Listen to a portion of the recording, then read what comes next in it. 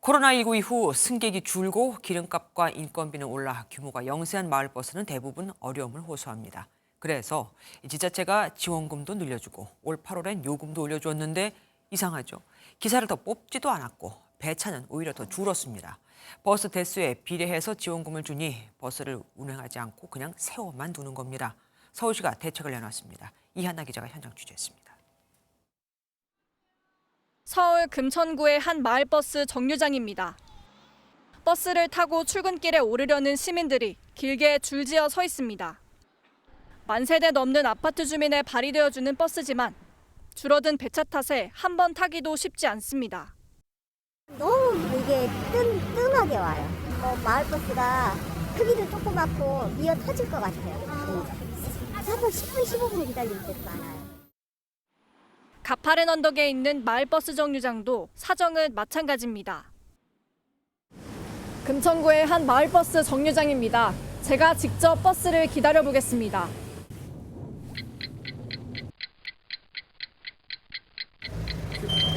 약 20분 뒤 버스가 도착했는데요. 이 마을버스가 동네 유일한 교통수단인 만큼 버스가 고장이라도 나면 시민들은 더 오래 기다려야 합니다. 시내버스에 비해 규모가 영세한 마을버스 회사들은 코로나19 이후 승객은 줄고 기름값과 기사 인건비는 오르면서 경영난을 호소했고 서울시가 재정 지원과 함께 버스 요금도 올려줬습니다.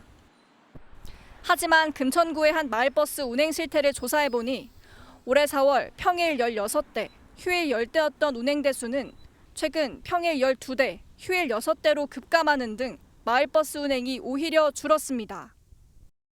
지원금이 마을버스 보유 대수를 기준으로 지급된다는 지적에 서울시가 이번 달부터 운행 횟수를 반영하기로 했지만 여전히 관리 감독은 허술합니다.